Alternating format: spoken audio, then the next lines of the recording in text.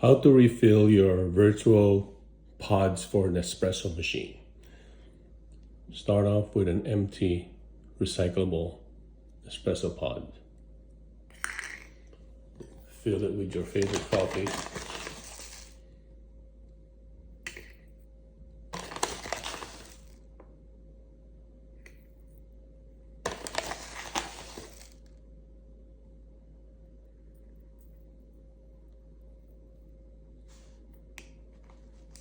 Okay, take it off, flatten it,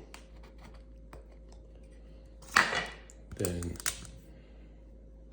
sweep the edges, make sure there's no coffee beans or coffee grounds that are on the edges.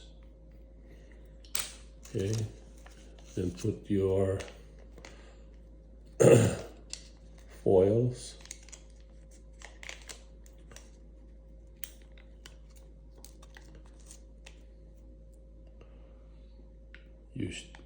Use the fixture as a guide, then peel out the rest,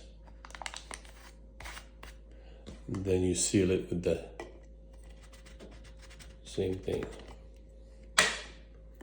Ta-da! Virtual Nespresso pod, and the barcodes are still showing.